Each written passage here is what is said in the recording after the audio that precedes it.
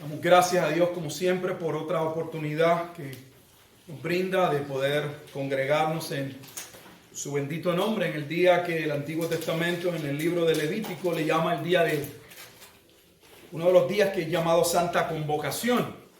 Es Dios quien convoca, quien reúne, quien llama en asamblea a su bendito pueblo.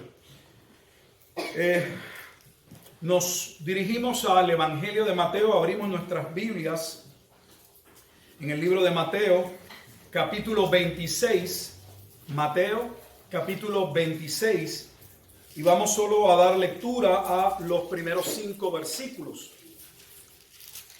Mateo, capítulo 26, versículos 1 al 5 es la porción que vamos a estar compartiendo en esta tarde. Luego que leamos la escritura, entonces vamos a pasar a tener una oración y comenzamos con la exposición del mensaje. Lea así la palabra del Señor. Es tiempo de poner todo nuestro corazón, atención a la palabra de Dios. Y lee de la siguiente manera. Cuando hubo acabado Jesús todas estas palabras, dijo a sus discípulos: ¿Sabéis que dentro de 2 días se celebra la Pascua? Y el Hijo del Hombre será entregado para ser crucificado. Entonces los principales sacerdotes, los escribas y los ancianos del pueblo se reunieron en el patio del sumo sacerdote llamado Caifás y tuvieron consejo para prender con engaño a Jesús y matarle. Pero decían: no durante la fiesta, para que no se haga alboroto en el pueblo. Oramos. Bendito Dios y Padre eterno, te alabamos y te damos gracias porque nos permites una vez más ser congregados, reunidos, convocados en tu nombre. En esa iglesia, Padre Santo, que tú compraste a precio de sangre. Eres tú, oh Dios, quien convoca, quien llama, quien resucita muertos, quien los traes a la vida y le llamas a la obediencia, Padre Santo, y a la fe en tu Hijo Jesucristo. Te pedimos con humildad que el pasaje que ha sido leído pueda ser comprendido. Tu Espíritu Santo nos guía a toda verdad, toda justicia. Nos dé ojos para ver, oídos para escuchar y un corazón bien dispuesto a obedecer. De la misma manera, rogamos, pedimos por aquellos que sabemos que en tu plan, conforme a tu decreto de elección, continuarán procediendo a salvación. Que al escuchar tu palabra, mediante la obra eficaz de tu Espíritu, los mismos así, oh Dios, puedan proceder. Te damos pues gracias en todo y por todo. En Cristo Jesús, en quien oramos. Amén y amén. Regresamos nuevamente a Mateo. Hicimos una pausa muy breve. Pero hoy regresamos a Mateo al capítulo 26 y ya estamos a 3 capítulos para terminar este evangelio. Hemos corrido ya, hemos estado un buen tiempo en Mateo. Mateo tiene 28 capítulos, hoy iniciamos el 26, así que estamos a ley de estos últimos 3 capítulos y son capítulos de gran importancia.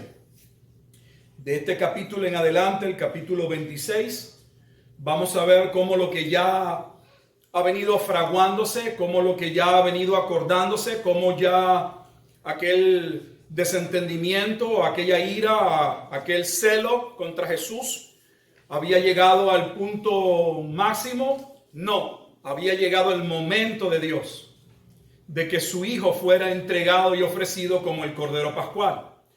Cuando leemos la Escritura podemos verla solo de una perspectiva humana y casi siempre se ve desde un plano humano. Necesitamos entender la Escritura y mirar el contexto humano. Somos parte de ese contexto humano.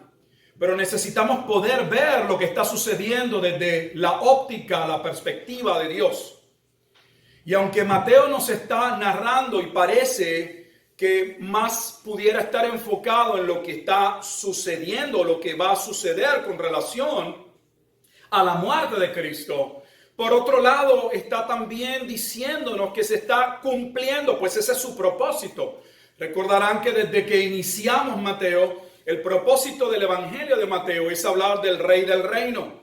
Pero ese Rey le sería entregado un reino, tendría un reino. Ese reino es una iglesia que Él viene a comprar, es un pueblo que Él vendría a redimir. Pero ese Rey fue profetizado que sería menospreciado. Pasajes como Isaías, capítulo 53, claramente establecían que cuando el Mesías de la casa de David se manifestase, como comienza el Evangelio de Mateo, en el capítulo 1, hablando del cumplimiento de la promesa de aquel hijo de David. Ese hijo de David sería menospreciado. Se daría por un pueblo que se había apartado como ovejas, cada uno por su propio camino. Pero Él llevaría o cargaría el pecado de aquel pueblo que Él vendría a redimir. Y eso es lo que estamos viendo. No estamos viendo el momento del clímax meramente humano de la oposición contra el ministerio de Jesús, sino el clímax dentro del desarrollo de la teología bíblica, de ese decreto de salvación en el cual Dios anunció desde el inicio que según por causa de un hombre el pecado entró en el mundo y con el pecado la muerte y por ello todos pecamos, sino que a través de un hombre que nacería también de la simiente de una mujer, Jesucristo, vendría la salvación. Jesucristo es la confirmación de todas las promesas. Por eso Mateo habla de que Jesucristo es tanto el hijo de David como es la simiente que le fue anunciada a Abraham. Así que en este capítulo vamos a ver empezamos con el complot, luego veremos la gran discrepancia o la ironía de que por un lado el liderato repudia y le pretende condenar sin cargo, sin evidencia, solo un acuerdo, no lo queremos, lo vamos a matar y lo vamos a hacer, planificado y con engaño, con premeditación y alevosía. Luego veremos cómo uno de sus discípulos también forma parte de ese complot. Judas va a ir y les va a decir: ¿cuánto me querréis dar? Para que también se cumpliese la escritura con relación a que sería vendido por 30 monedas de plata. Pero en ese proceso vamos a ver que Jesús va a instituir la cena del Señor. Una cena que es instituida precisamente en la misma fiesta o actividad que Jesús inicia en el versículo 26 diciendo: cuando hubo acabado Jesús todas estas palabras, dijo a sus discípulos: sabéis que dentro de 2 días se celebra la Pascua. Y esa celebración de esa fiesta tiene todo que ver con lo que va a suceder esta última semana y los últimos días de la semana de Cristo. Es la semana donde se va a cumplir la verdadera Pascua. Cristo es nuestra Pascua. Eso establece 1 Corintios capítulo 5 versículo 7. Pablo le dice a la iglesia de Corintio, de la ciudad de Corinto: Cristo es nuestra Pascua. Veremos posteriormente cómo por un lado, mientras Judas le va a entregar, uno de sus discípulos, Pedro, le va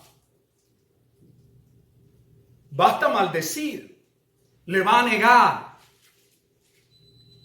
Terminaremos con su tiempo de oración en Getsemaní, la falta de sus discípulos de oración y de velar en aquel tiempo en que Jesús les pidió al menos a 3 de ellos que estuviesen con él en aquella hora.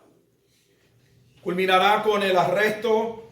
Jesús es traído al concilio y luego entramos en el capítulo 27 y ya casi salen los discípulos del Evangelio hasta el final. Jesús entonces es colocado o es puesto allí frente a Pilato. Y el capítulo 27 básicamente va a ser el juicio, la mofa. Y vamos a terminar, para resumir, en el capítulo 28 con su resurrección. Es un material maravilloso el que nos queda. Pero comencemos por la porción que nos corresponde al día de hoy. Si ustedes observan el versículo 26, aunque lo separamos de lo que tradicionalmente se llama el discurso profético del Monte de los Olivos, hay una relación entre lo que se acaba de establecer y lo que viene a continuación. Dice, cuando hubo acabado Jesús todas estas palabras. ¿Qué palabras? La profecía de Mateo capítulo 24 y 25. Y la pregunta que debemos hacernos es qué relación hay entre la Pascua, el Hijo del Hombre y la profecía. ¿Hay alguna relación? Lo hay todo guarda relación. ¿Por qué? Porque ya hemos identificado, y para nosotros me imagino que seremos casi expertos, de que el término Hijo del Hombre procede directamente de Daniel en términos proféticos. A Ezequiel se le llamó Hijo de Hombre. Pero en términos de esa expresión Hijo de Hombre con un carácter profético, él es el Mesías, el ungido, el Cristo, viene del libro de Daniel. Y ya habíamos dicho que Daniel capítulo 9 jugaba una parte importante dentro de esa profecía, porque el Hijo del Hombre moriría a manos de un príncipe que habría de venir. Y ese príncipe que habría de venir, que Daniel no se le da detalle de cómo ese príncipe va a terminar ejecutando al Mesías príncipe que viene. Ahora estamos viendo cómo se devela y cómo se iba a cumplir. Ese príncipe que ha de venir es parte del Imperio Romano y va a caer en manos de Pilato. Pero Daniel no profetiza o no entra, no se le da detalles a Daniel de cómo ese príncipe llegaría a ejecutar y por qué razón al Mesías. Si usted comienza y conoce algo sobre la profecía de las 70 semanas de Daniel, dicha profecía inicia en Daniel 9:24. Y lo primero que se establece, iniciando con el versículo 24, es el propósito de la muerte del Mesías príncipe. Él vendría a cumplir la profecía. Él vendría a acabar con la prevaricación, a poner fin al pecado, a traer una justicia perdurable. En otras palabras, vendría a cumplir el nuevo pacto. Por eso en este mismo capítulo 26, cuando lleguemos a la institución de la Cena del Señor, se va a hablar del nuevo pacto en mi sangre. Ese pacto está relacionado con la muerte del Mesías. Daniel tampoco se le dijo en qué momento iba a morir. Ahora vemos que va a morir en una Pascua. Jesús ya le había dicho a sus discípulos claramente, específicamente en el Evangelio de Mateo desde el capítulo 16. Vaya conmigo solo para recuerdo, porque ya hace un tiempo salimos del capítulo 16. Para que tenga en mente o considere por qué lo llevo al capítulo 16, este es el capítulo en el cual Jesús pasa un tiempo de intimidad con sus discípulos en Cesarea de Filipo. Y en esta ciudad, básicamente más pagana, Jesús va a preguntarle a sus discípulos con relación a qué piensan los de afuera sobre quién era la identidad del Hijo del Hombre. El Hijo del Hombre que va a ser entregado.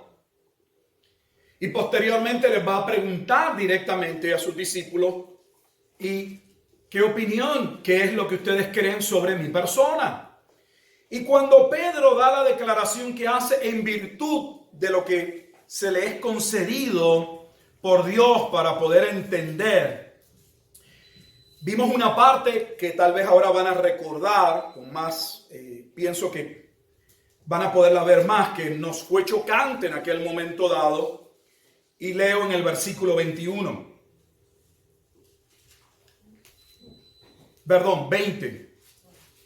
Entonces mandó a sus discípulos que a nadie dijesen que él era Jesús el Cristo. Uno esperaría inmediatamente que si Pedro y los discípulos ya podían comprender hasta cierto punto quién era Jesús, que inmediatamente saliesen a identificarlo con el Mesías. Si usted observa, Jesús los había enviado en Mateo capítulo 10, no tanto hablar directamente de la persona de Jesús, sino anunciar que el reino de los cielos se ha acercado, que está ligado a la llegada del Mesías, porque no puede haber un reino sin un rey. Mira el versículo 21, Mateo 16, 21 dice: desde entonces comenzó Jesús a declarar a sus discípulos que le era necesario ir a Jerusalén. Le está diciendo dónde va a morir y padecer mucho de los ancianos, de los principales sacerdotes, de los escribas, y ser muerto. Les va a decir quiénes se van a oponer, les va a decir qué van a hacer en esa oposición, le van a dar muerte y Jesús va a profetizar: pero yo en 3 días resucitaré. Cuando pasamos al capítulo 17 de Mateo, Jesús vuelve básicamente sobre lo mismo, vuelve a anunciarle a sus discípulos que el Hijo del Hombre será entregado, y me refiero a Mateo 17, versículo 22 al 23. Mateo 17, 22 y 23. Estando ellos en Galilea, aquel suceso del capítulo 16 se da en Cesarea de Filipo, y ahora estamos en Galilea. Estando ellos en Galilea, Jesús les dijo: el Hijo del Hombre será entregado en manos de hombres y le matarán, mas al tercer día resucitará. Aunque habían aparentemente comprendido que él era el Hijo del Hombre, el Mesías que vendría a establecer el reino, sin embargo, no entendían por qué el Mesías debía morir.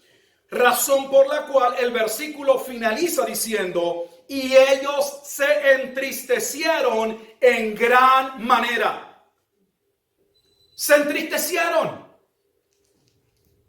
porque todavía no podían entender como si Jesús era el Mesías prometido a la casa de David,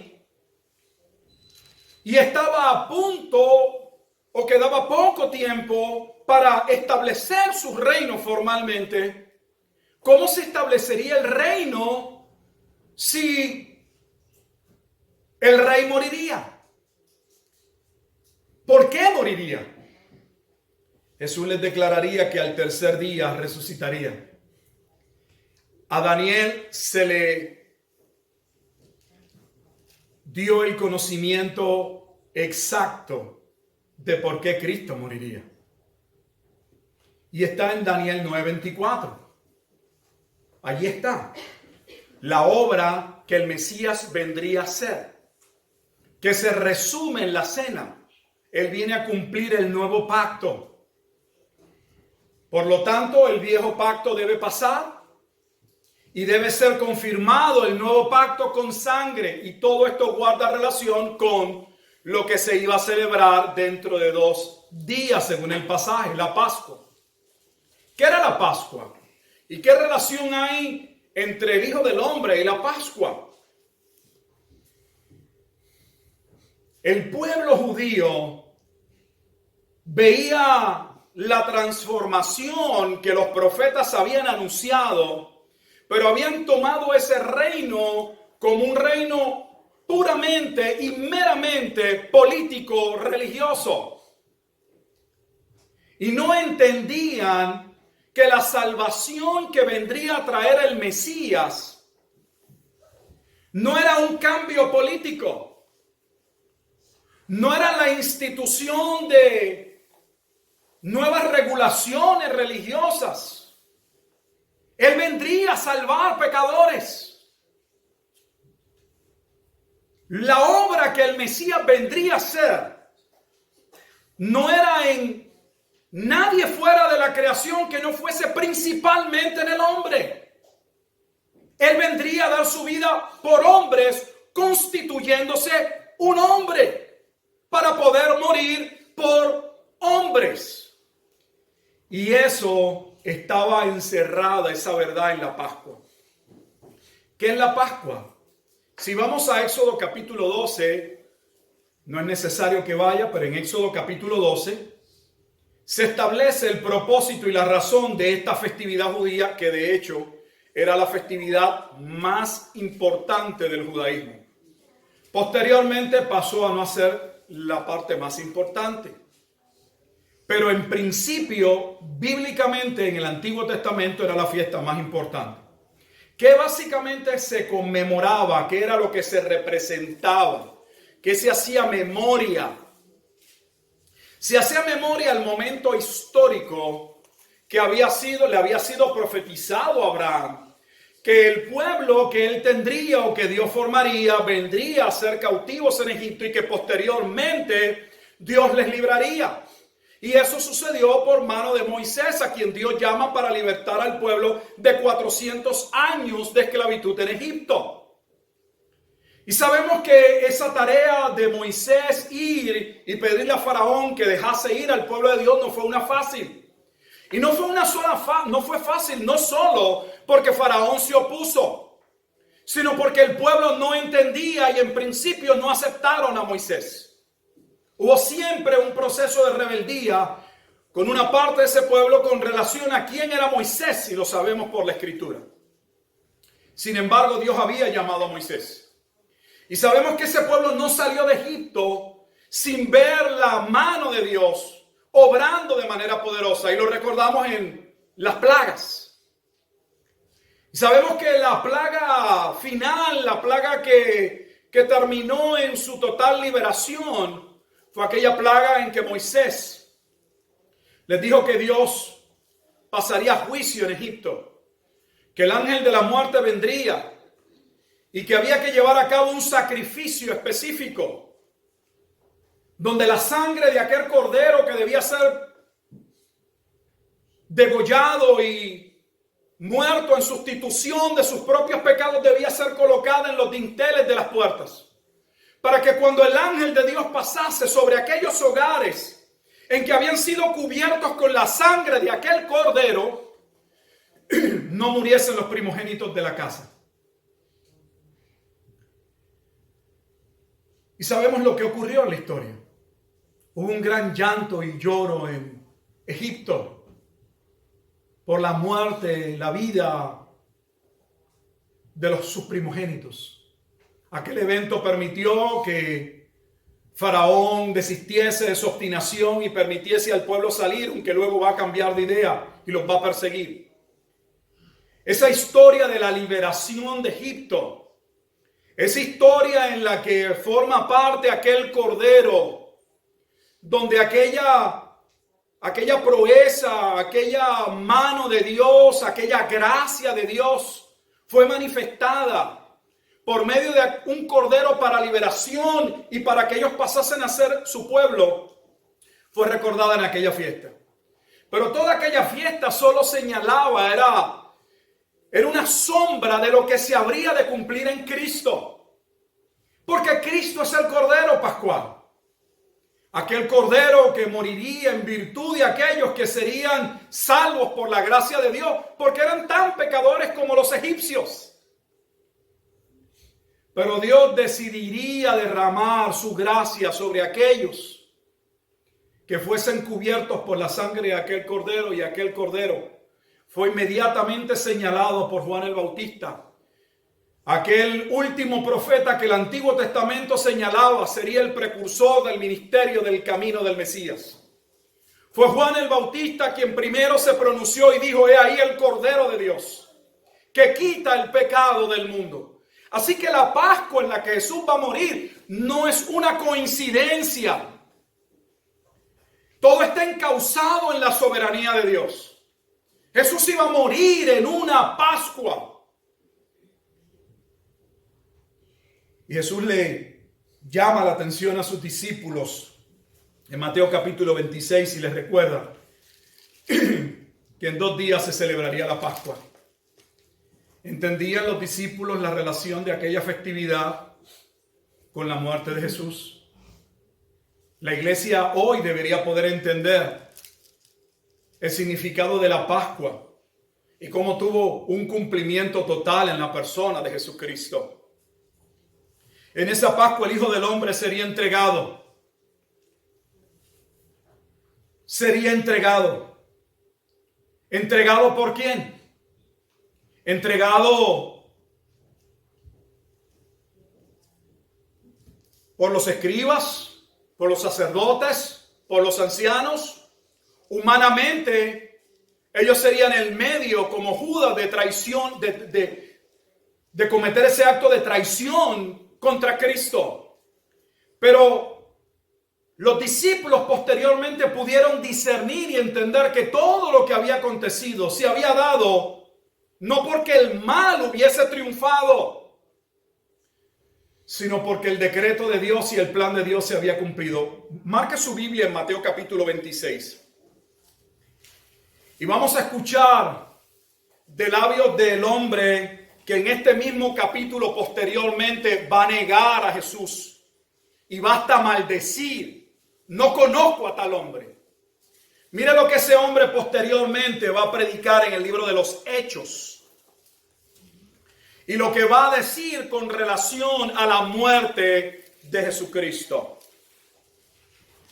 En el libro de los Hechos, en el capítulo 22. Hechos capítulo 2, versículo 22. Hechos capítulo 2, versículo 22. Varones israelitas, oíd estas palabras. Jesús Nazareno, varón aprobado por Dios entre vosotros, con las maravillas, prodigios y señales que Dios hizo entre vosotros por medio de él. Como vosotros mismos sabéis. Ellos no eran ignorantes de quién era Jesús. Las señales eran evidentes y escuchadas por todas partes. Las señales fueron establecidas como en virtud de que Dios Padre actuaba por medio de Dios Hijo. Versículo 23 dice, a este, refiriéndose a Jesús, entregado por el determinado consejo. Ellos tuvieron consejo. Si usted marca su Biblia, ahí vamos a continuar la lectura y regresa a Mateo 26. Mire el versículo 4. Y tuvieron consejo para prender con engaño a Jesús y matarle. Desde el punto de vista humano, ellos traman cómo lo van a arrestar, en qué momento lo van a arrestar. Pero ese consejo humano no fue la razón de la muerte de Jesucristo. La razón de la muerte de Jesucristo descansa únicamente en el consejo de Dios.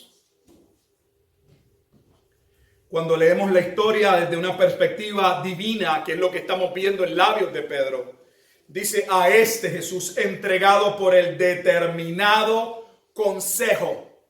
Determinado consejo, lo determinó Dios. Cristo no muere porque lo determinan los sacerdotes, los escribas, los líderes, porque ellos fraguaron un plan, porque ellos tramaron cómo entregarle. No, Cristo muere porque Dios Padre, Dios Hijo y Dios Espíritu Santo, las tres personas de la deidad de la Escritura, ya habían determinado que ello iba a acontecer. Y el rol que cada persona de la deidad jugaría en dicho plan. Así inicia la carta a los Efesios. El plan provendría del Padre. El Hijo sería el mediador o el redentor de dicho plan. Y el Espíritu Santo sería el consumador o aquel que ejecuta. Aquel que salvaría, que cambiaría el corazón. Que aplicaría la palabra al corazón para que hubiese arrepentimiento y fe para salvación. A este entregado por el determinado consejo y anticipado conocimiento de Dios. A Dios nadie lo sorprendió. Dice, prendisteis y matasteis por manos ¿Cómo le llamó al liderato religioso? Mira a quién se está dirigiendo, no es a los gentiles. Mire cómo Pedro, por medio del Espíritu, con qué palabra se refiere al liderato religioso. A los pastores que ya habían sido acusados en Ezequiel 34 de ser pastores que no cuidaban el rebaño, o los que escucharon nuestra exposición de Apocalipsis, Jeremías capítulo 23. Aquellos pastores que se pastoreaban a sí mismos, era el liderato. Entonces Jesús muere en la Pascua, porque la Pascua tipificaba, representaba la obra redentora, la consumación del plan de Dios en Cristo. ¿Por qué está ligada al término hijo del hombre? Porque el término hijo de hombre está ligado a aquel que se sentaría para reinar sobre su pueblo. No solamente se habla del carácter del Cordero que es entregado para muerte, sino de aquel que resucita para gloria. Él es el Hijo del Hombre que se sentaría a la derecha del Padre y se le entregaría el reino.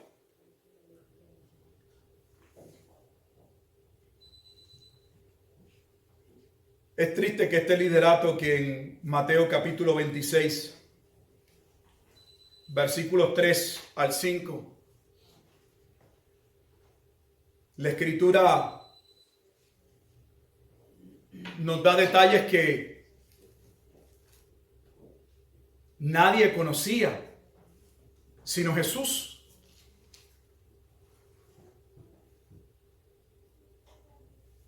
Uno podría pensar hasta este punto, tal vez este liderato estaba tan desviado, eran tan ignorantes, tal vez no eran del todo culpables.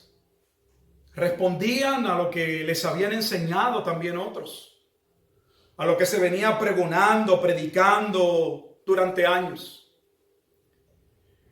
Digo esto y quiero que preste atención porque tal vez hoy no lo va a ver con mucha profundidad. Pero este es el mismo liderato que toma consejo y actúa obviamente con maldad.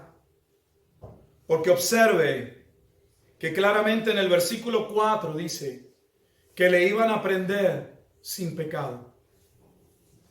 Porque el Cordero, para poder morir en sustitución de pecadores, debía ser hallado sin pecado. Y lo está confirmando el Evangelio de Mateo capítulo 26, que al final del ministerio de Jesús no hallaban una causa. No había nada en su vida, era pura integridad. Ellos sabían que no iban a poder condenarle. Por lo tanto, con engaño, tenían que tramar que dos testigos mintiesen para condenar a Cristo. Tienen que tener esto en mente para lo que va a suceder. Porque luego vamos a ver a Cristo siendo expuesto ante el tribunal judío. Y es pura hipocresía lo que se lleva allí. Porque ya ellos sabían, ya sabemos que ellos habían determinado matarle. No se estaba celebrando un juicio en virtud de conocer, de que se presentase evidencia para entender si realmente merecía o no la muerte. Ya ellos le habían condenado a muerte. ¿Sabe que hay personas que no hay manera, si Dios no los toca, no importa toda la evidencia que se les coloque de frente, sus corazones han sido engrosados? Tienen ojos y no ven. Tienen oídos pero no oyen. No importa la información que se les coloque de frente, no pueden creer. Y yo creo que eso es algo que la iglesia de hoy no entiende. Estos hombres muestran su maldad, la consuman en el juicio, pero peor aún. Y para mí es uno de los pasajes más duros cuando lleguemos al último capítulo. Porque en el capítulo 28, los primeros que van a recibir testimonio de que como Jesús profetizó, resucitaría el tercer día, no son las mujeres. Yo sé que está el eslogan porque hace tiempo estaban tratando de colocar las mujeres en competencia con los hombres, que lo vemos. Ya la agenda de muchos pastores y denominaciones ya está abierta. Estaban comprados y puestos ahí. No fueron las mujeres. Eso es un eslogan que usted lo oye a los predicadores como si estuvieran diciendo algo tan importante a sus congregaciones. ¿Sabían ustedes que fueron las mujeres las que fueron a predicar por primera vez la resurrección? Siendo disparate, porque eso no es de esa manera, eso es un disparate. Las mujeres no fueron testigos, los testigos oculares de lo que ocurrió. Fue la guarda del templo que estaba allí, aquella guardia fueron los testigos. Y fueron los primeros en ir a testificarle, no a los apóstoles, claro está, pero al mismo liderato que había tomado consejo en el patio del sumo sacerdote Caifás. ¿Por qué lo dice de tal manera el Evangelio de Mateo 26? Porque las reuniones no se daban en el patio del sumo sacerdote. Pero en vista de lo malvado, de la planificación inusual para llevar algo totalmente injusto, indebido, de no seguir los procesos de justicia, lo hicieron en casa. Da bochorno decirlo, del sumo sacerdote. Si nos debe chocar más adelante que Judas le haya entregado, debería sorprendernos y debería chocarnos que esta confabulación se haya hecho en la casa del hombre que representaba delante de Dios a Cristo.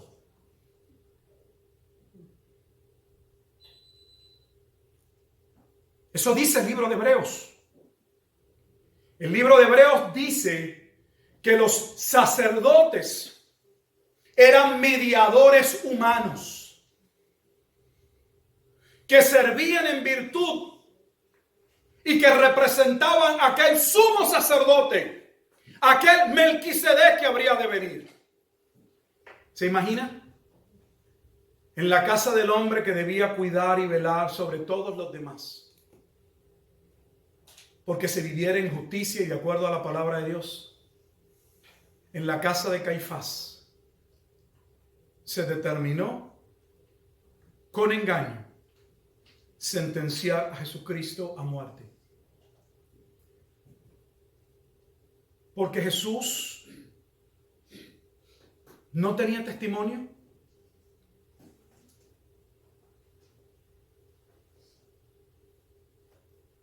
Porque estaban perdidos completamente, cegados y bajo la ira de Dios ya.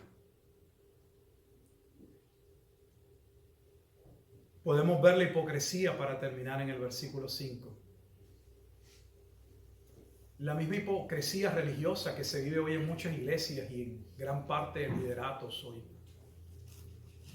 Pero decían, no durante la fiesta.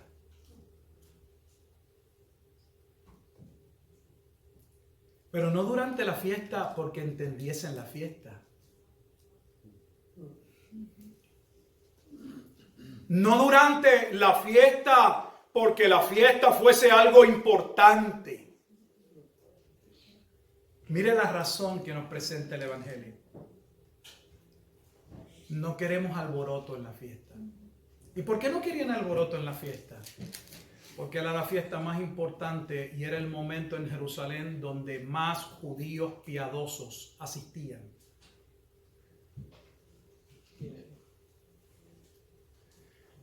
Pero aquí viene un punto para orar. Ellos no querían que fuese durante la fiesta.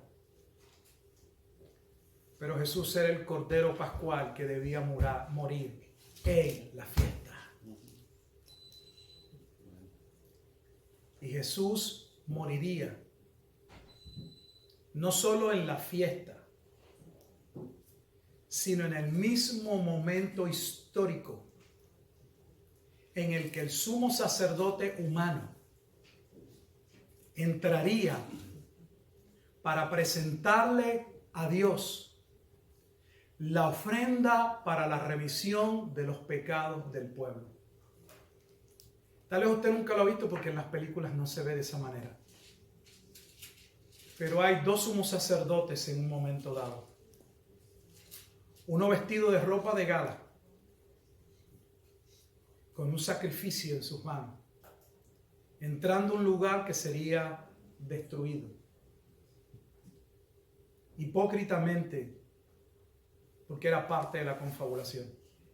Y hay un sumo sacerdote de Dios en las afueras, de una orden diferente de Melquisedec. No entrando a un lugar sagrado en un plano humano, muriendo en rescate para presentarse delante de Dios, no con la ofrenda de un animal, dice Hebreo, sino entregando su propia vida, entendiendo que haciendo lo que estaba haciendo, consumaría el plan de Dios en la eternidad. Por eso pudo declarar antes de morir, Tetelestai, consumada es la obra, acabada es la obra. Cristo moriría en la Pascua. Dios no les iba a conceder a los líderes que fuese fuera de la Pascua, porque Él era el Cordero Pascual. Y mientras Jesús está entregando su vida y expirando y completando la obra de Dios, a la vez se nos dice que el velo del templo se rasgó y el sumo sacerdote pudo evidenciar, junto a los sacerdotes que mediaban en ese día, la desaprobación divina y el fin del antiguo pacto, donde el libro de Hebreos nos enseña y clarifica para nosotros, interpreta para nosotros, que aquel velo del templo se rasga para dar paso al nuevo pacto y para entender que la única manera de podernos presentar delante de Dios no es a través de un templo humano y de un sacerdote humano con una ofrenda de un animal, sino por medio del único camino, la única verdad y la vida, Cristo. La única manera en que los hombres podemos acercarnos con confianza ante el trono de la gracia, como dice Hebreo, es por medio de la obra que Cristo ha hecho en virtud del puro afecto de su voluntad. Debemos dar gracias a Dios, porque si tú y yo no nos podemos ver en este momento dado, en Mateo 26, versículos 3 al 5, te aseguro y te garantizo que no es porque nosotros seamos buenos. Si hubiésemos estado en ese momento dado, tal vez ese Caifás hubiese sido mi persona. Si no nos vemos como parte de esos hombres malvados, no es porque no lo fuéramos. Si ya no lo somos, es porque Dios en su misericordia actuó en Cristo por su consejo, por su anticipado conocimiento, para su pura gloria. Y debemos dar gracias a Dios por ello.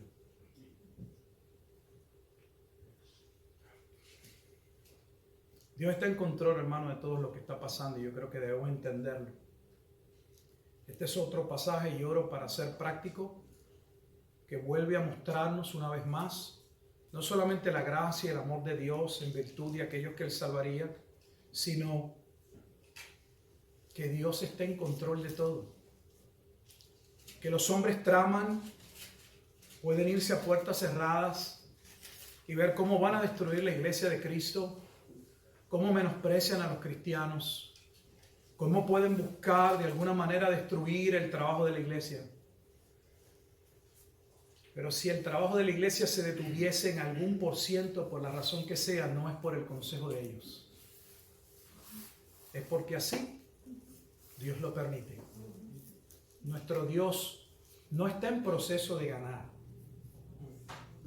Yo creo que usted lo entienda, porque los cristianos tienen un concepto tan alejado de la verdad. No es que Dios esté en proceso de ganar la pelea. De hecho, el diablo no es competencia para él. Dios nunca ha dejado de ser rey. Sé que te puede chocar porque te acabo de decir que el Hijo del Hombre vendría a colocarse como rey. Pero eso significa que Jesús dejó de ser rey en algún momento dado.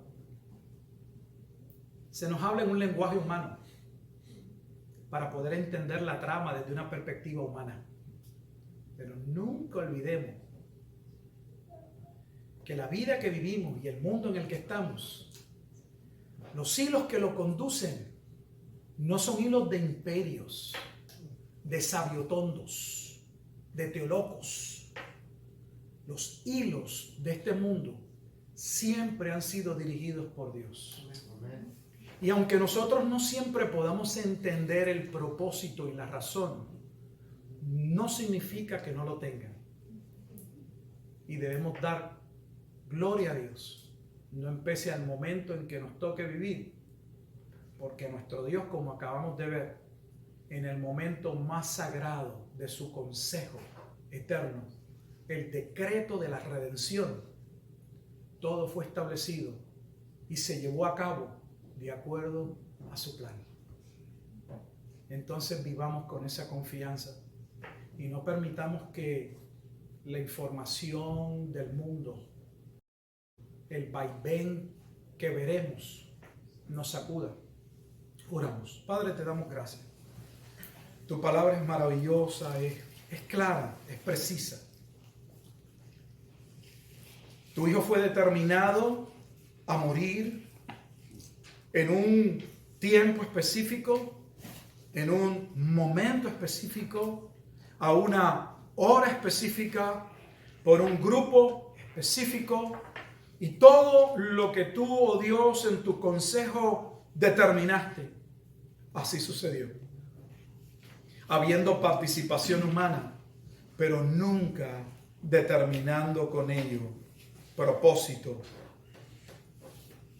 Señor, te damos gracias porque al poder ahora mirar tu palabra con los nuevos ojos que nos has dado y los nuevos oídos que nos has dado, ese nuevo corazón que tu Espíritu ha obrado, podemos ahora aferrarnos a tu palabra, entender tu palabra, aprender a vivir y a confiar en tu palabra.